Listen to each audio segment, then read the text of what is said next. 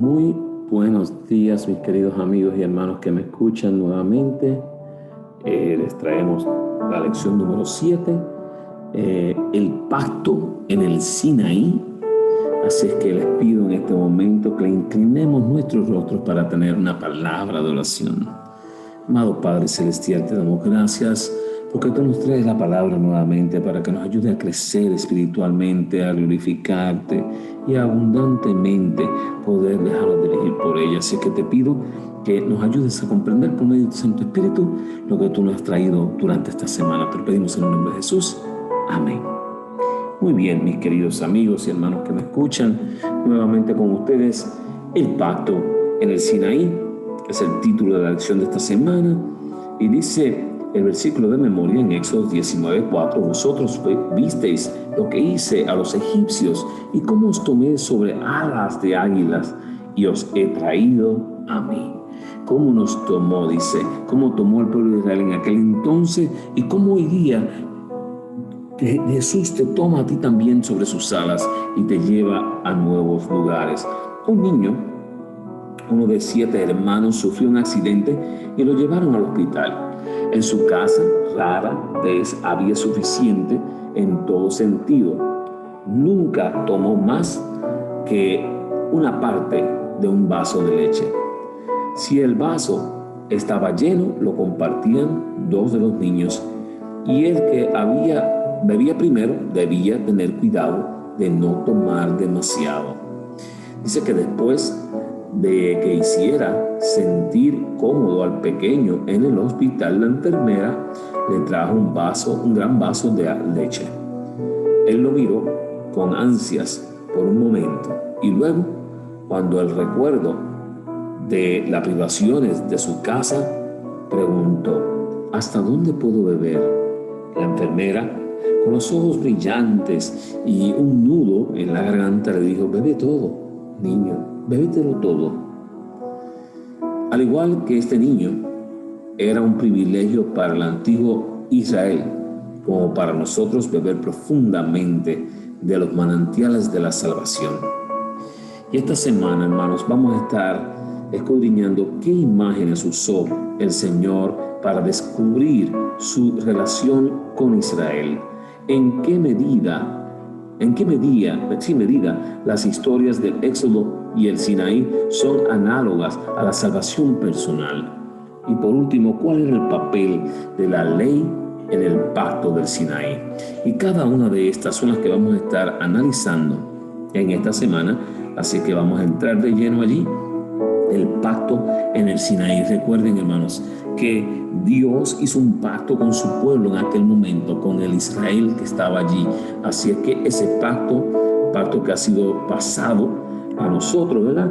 Y es por eso que el título dice el pacto en el Sinaí, porque aquel pacto formó también parte de nuestro pacto hoy día. Y fíjense, vamos a estar escudriñando las siguientes. En esta semana, tras 400 años de esclavitud, la relación entre Dios e Israel se había deteriorado. Como siempre, Dios dio el primer paso para restablecer la relación y renovar el pacto que había concertado con Abraham, Isaac y Jacob.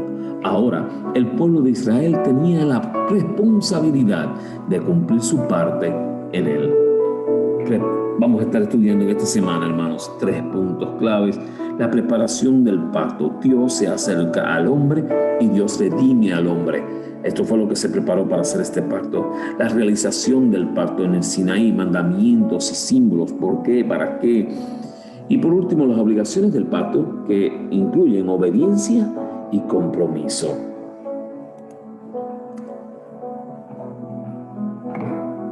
Muy bien. Dios se acerca al hombre.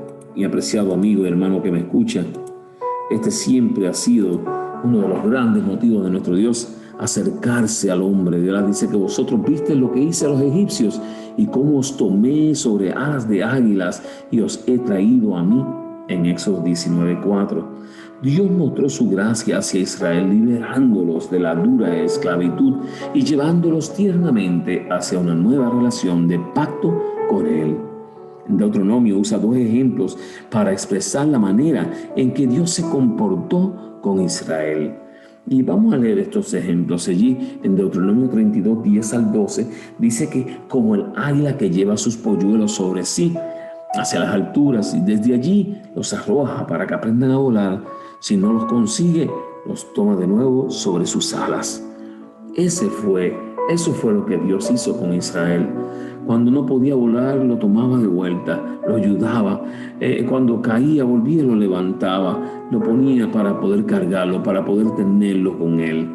Y en Deuteronomio 1:31 dice, como el padre toma de la mano a su hijo para guiarle y protegerle en el camino. Eso es lo que hacía Dios con el pueblo de Israel. Lo guiaba, lo tomaba de la mano para dirigirlo, para protegerlo en el camino. Y hermano, hoy Dios se acerca a cada uno de nosotros también y hace exactamente las mismas cosas. Te toma de la mano, te lleva en su caminar, deseando que no caigas en pecado ni en maldad. Cada uno de nosotros necesitamos que Dios nos guíe tiernamente y nos proteja hasta alcanzar la plena madurez en nuestra relación con Él. Es lo que Dios anhela con cada uno de nosotros.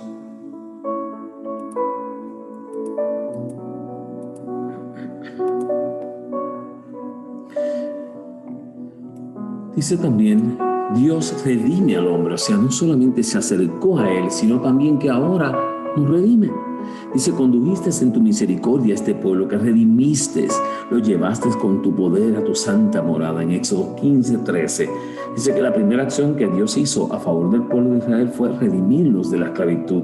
Los sacó de ese arduo trabajar, de la esclavitud en que llevaban. Hermanos, recuerda, el que está en pecado está en esclavitud del pecado. Así como Israel estuvo esclavos de Israel, de Egipto, de igual forma nosotros también podemos ser esclavos del pecado. Dice que hay necesidad de redención.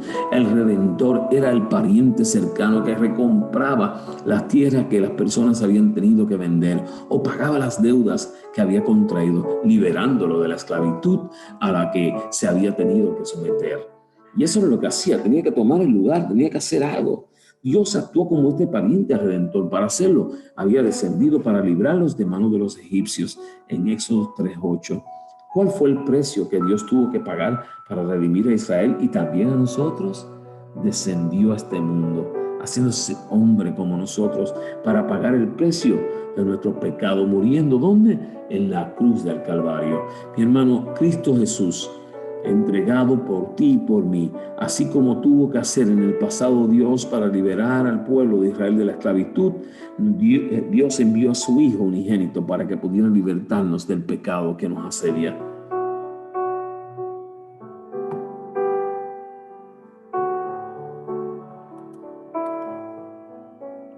Bueno, dice que la herencia que se perdió por la transgresión fue rescatada de acuerdo con la ley que Cristo mismo dio por el pariente más cercano. Jesucristo puso a un lado su manto regio, su corona real, y revestió su divinidad con humanidad para convertirse en el sustituto y fiador de la humanidad, para que muriendo en la humanidad pudieran con su muerte destruir a aquel que tenía el imperio de la muerte.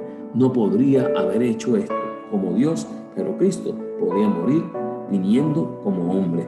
Por medio de la muerte venció a la muerte. Gloria a Dios, ¿verdad? Qué oportunidad tan grande.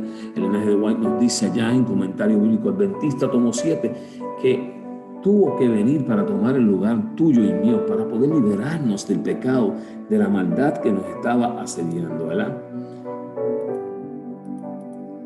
Veamos ahora qué más es lo que vamos a estar hablando. Miren, dice que Sinaí, mandamientos y símbolos, ¿verdad? No tendrás dioses ajenos delante de mí. Éxodo 23. Uno de nuestros mandamientos es no poner nada sobre nuestro Dios. Y dice que Éxodo 19:24 nos muestra cómo se realizó el pacto. Dice que en el Sinaí, allá en Éxodo 19:1 y 2, Dios dirigió a Israel hasta el monte. Les propuso entrar en pacto con él.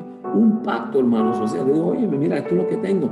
Yo te quiero dar esto y a cambio, ¿qué tú vas a hacer? El pueblo de Israel aceptó hacer el pacto. Debían santificarse durante 3 días y poner límites alrededor del monte para que nadie se acercase demasiado a la presencia de Dios. Dios descendió y proclamó en alta voz los 10 mandamientos. Se escogió a Moisés como mediador del pacto. O sea, Moisés estaba en aquel entonces como mediador. Y dice que se detallaron las normas del pacto y el pacto fue ratificado ante 70 ancianos y el pueblo fue rociado con la sangre del pacto. Así que hubo un pacto y ellos entraron en el pacto allí en Israel, ¿verdad que sí? Y es por ende ese pacto que sigue latente, ¿verdad? Miren, veamos un poco más. Dice que en Sinaí, en mandamientos y símbolos, no tendrás dioses ajenos delante de mí. Para que el pueblo comprendiese mejor los términos del pacto y su significado, Dios les pidió que construyeran un santuario para él en Éxodo 25:8. A través de este santuario, los ritos en él realizados, Dios simbolizaba las realidades celestiales. El plan de redención estaba allí vivo en su medio. Y esta redención iba más allá de la liberación de la esclavitud de egipcio. Apuntaba al Mesías, que al morir como morían los animales sacrificados, cargarían nuestro pecado sobre él. En aquel entonces, estos animalitos cargaban con la carga del pecado, hasta que Cristo Jesús vino a tomar la carga de todos nuestros pecados. Dice que este es el verdadero significado y propósito del pacto eterno. Es la salvación que el Señor ofrece a la humanidad. Una salvación gratuita para cada uno de nosotros. Gloria a Dios. Libres para poder comenzar a vivir vidas que glorifiquen y alaben a nuestro Dios. Pero como cada pacto, hay una necesidad, y esa necesidad que hay es de obediencia. Si obedecieres cuidadosamente a mis mandamientos que yo os prescribo hoy, amando a Jehová vuestro Dios y sirviéndole con todo vuestro corazón y con toda vuestra alma, Deuteronomio 11:13, la obediencia es parte integral del pacto. Aún antes de llegar a Sinaí, el pueblo de Israel tuvo que cooperar con Dios obedeciéndole, untando los dinteles de las puertas y saliendo de Egipto. ¿Se acuerdan? Que tenían que manchar sus dinteles con sangre de cordero para que fueran liberados y que no les tocara el mal. Si para mantenerse en el pacto es necesario obedecer, ¿estamos ganando nuestra salvación a través de nuestra obediencia? ¿Creen ustedes? No, mi hermano. Dice que la salvación se obtiene por fe, siendo la obediencia su fruto. Tú automáticamente, por amor a Dios, guardas sus mandamientos. No son cargas, no son gravosos, son cosas que Dios te ha pedido para que tú puedas seguir y puedas demostrar su amor para con Él. Obedecer nos eleva espiritualmente, intelectual y moralmente. Nuestra obediencia le permite a Dios usarnos en la proclamación del Evangelio a todas las naciones. ¿Quieres ser usado tú también? Obedécele a Dios. Él tiene un plan especial, grande, maravilloso para cada uno de nosotros para poder proclamar su palabra. Y con ello, mi hermano, con la obediencia siempre tiene que haber un compromiso, ¿verdad? Y tomó el libro del pacto y lo leyó a oídos del pueblo, el cual dijo: haremos todas las cosas que Jehová ha dicho y obedeceremos. Eso lo dice en Éxodo 24:7. A pesar de las buenas intenciones del pueblo, no hicieron todo lo que Dios les dijo, ni obedecieron. ¿Por qué? Fíjense, porque no había un compromiso, porque basaron su obediencia en su propio esfuerzo. O sea que porque como obedecían, creían que tenía que surgir de esta forma. Y todo nuestro esfuerzo es tan solo como trapo de inmundicia delante de Dios. Todo lo que tú te afanes para poder cumplir con la palabra de Dios, para poder obedecerle, es pérdida de tiempo si no hay un compromiso con Dios. Les faltó un ingrediente esencial, la fe. Hebreos 4:2, con el tiempo llegaron a creer que una obediencia estricta a la letra de la ley, si eso es posible, podía serlos merecedores de salvación. Imagínense, allí fue donde se pusieron a hacer sus medidas de cuánto andaban en sábado, de que quién debía ayudar al que estaba necesitado, cómo lo debían de ayudar, cuánto le iba a costar, y pusieron miles de reglamentos que Dios solo podía ver como la forma en que ellos estaban tratando de ganarse el cielo. Y a veces, hermano, nosotros hacemos lo mismo. Lamentablemente vamos los sábados a la iglesia, creemos que por ir somos salvos. Creemos que por estudiar la palabra un poco somos salvos. Creemos que por dirigir en la iglesia somos salvos. Y hermano, yo te insto a que no te dejes llevar de eso. Haz las cosas por amor a Dios, porque Dios pone en ti el querer y el hacer por su buena voluntad. Y hoy mismo me acabo de enterar que que debemos de simplemente hacer el mejor en el día de hoy. Si nosotros nos adelantamos, queremos saber cómo vamos a hacer el día de mañana. Eso, por lo tanto, ya el día de hoy lo fallamos. Dios quiere que sea bueno hoy. Quiere crear algo nuevo en ti hoy. Les faltó un ingrediente especial, la fe, al pueblo de Israel, que no te falte a ti. Pero no es nuestra justicia lo que nos salva, sino la justicia de Dios. Cuando por fe aceptamos esto, Él pone en nosotros tanto el querer como el hacer para que se cumpla su buena voluntad. Y Dios la va a completar, porque Él es fiel y bueno, y completará esa obra que ha comenzado en ti, porque Él es fiel en completarla. Dice, puesto que somos pecadores y malos, no podemos obedecer perfectamente una ley santa. No tenemos justicia propia con que cumplir la ley, lo que la ley de Dios exige. Pero Cristo nos preparó una vía de escape. Vivió en esta tierra en medio de pruebas y tentaciones como los que nosotros tenemos que arrostrar. Sin embargo, su vida fue impecable. Murió por nosotros y ahora ofrece quitar nuestros pecados y vestirnos de su justicia. Si os entregáis a Él y le aceptáis como vuestro Salvador, por pecaminoso que seáis o haya sido vuestra vida, seréis contados entre los justos por consideración hacia Él.